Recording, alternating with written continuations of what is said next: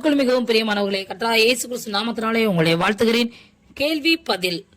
திருச்சபையில் பொங்கல் வைப்பது சரியா தவறா? லேவியராகமம் 23 அதிகாரம், கொலோசியர் 2:16. இதிலெல்லாம் பண்டிகைகள் குறித்து சொல்லப்பட்டிருக்கிறது. பைபிளில் சொல்லப்பட்ட 7 பண்டிகை எல்லாம் கிறிஸ்துவை பற்றியது. பொங்கலுக்கும் இதற்கும் என்ன சம்பந்தம்? சபைக்குள் புறஜாதியர் பண்டிகைகளை ஒருபோதும் கொண்டு வரக்கூடாது.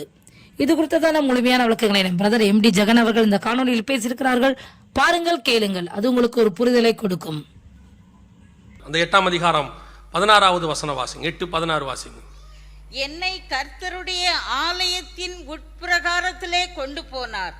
இதோ கர்த்தருடைய ஆலயத்தின் வாசல் நடையிலே மண்டபத்துக்கும் பலிபீடத்துக்கும் நடுவே ஏறக்குறைய 25 புருஷர் தங்கள் முதுகை கர்த்தருடைய ஆலயத்துக்கும் தங்கள் முகத்தை கீழ்த்திசைக்கு நேராக திருப்பினவர்களாய் கிழக்கே இருக்கும் சூரியனை நமஸ்கரித்தார்கள்.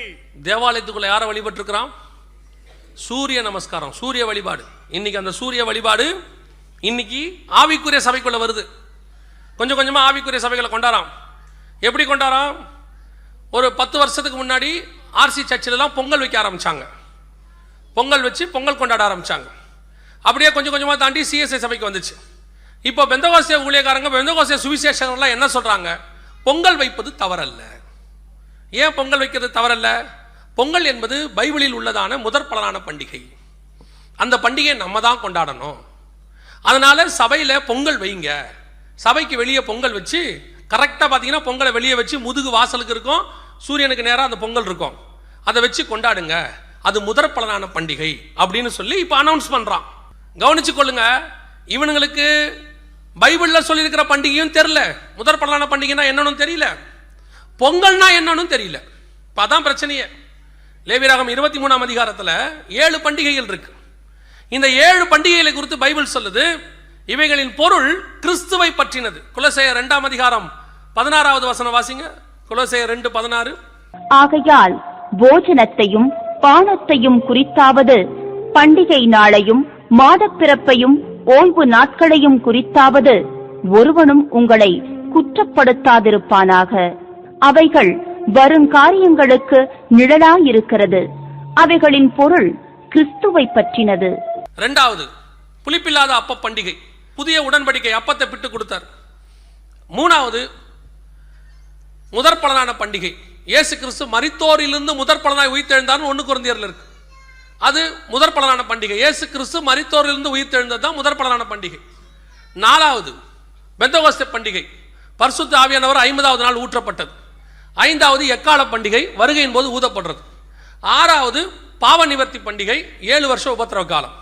7வது கூடார பண்டிகை, 1000 வருஷ அரசாட்சி. அவ்வளவுதான். 7 பண்டிகையின் பொருள் கிறிஸ்துவை பற்றினது. கூடார பண்டிகை 1000 வருஷ அரசாட்சிக்கு அப்புறம் நித்தியம் வந்துடும், நியாய தீர்ப்பு நித்தியம். இதுக்கும் பொங்கலுக்கும் என்ன சம்பந்தம்?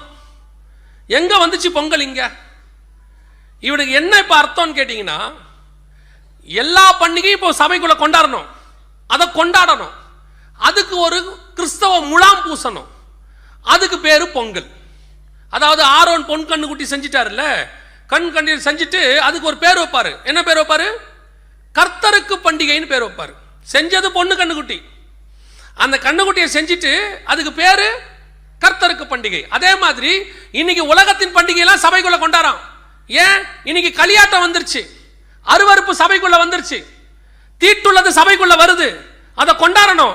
நேரடியா கொண்டாட முடியாது, அதுக்கு ஒரு பேர் வச்சுக்கிறான், கர்த்தருக்கு பண்டிகை. பொங்கல் என்பது முதற் பலனான பண்டிகை. பொய். விசுவாசிகள் நல்லா தெரிஞ்சுக்கொள்ளுங்க. அந்த சபையில பொங்கல் வைக்கிறான், இந்த சபையில பொங்கல் வைக்கிறான், இங்க அது வைக்கிறாங்க, இங்க இது வைக்கிறாங்க. சபைக்குள்ளே புறஜாதியார் பண்டிகை ஒரு நாளும் வரக்கூடாது. சபைக்குள்ள அந்நிய அக்கினி ஒரு நாளும் வரக்கூடாது. இது பரிசுத்த ஸ்தலம்.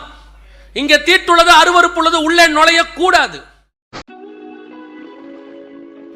இதே போன்ற வேத விளக்கங்களை அறிந்து கொள்வதற்கு இந்த சேனலை தொடர்ந்து பாருங்கள், சப்ஸ்கிரைப் செய்து கொள்ளுங்கள். அது உங்களுடைய ஆவிக்குரிய வாழ்க்கைக்கு மிகவும் பிரயோஜனமாக இருக்கும். வேத சத்தியங்களை அறிந்து கொள்வதற்கு இது ஏதுவாக இருக்கும். தேவன் தான் உங்களை ஆசீர்வதிப்பாராக. ஆமென்.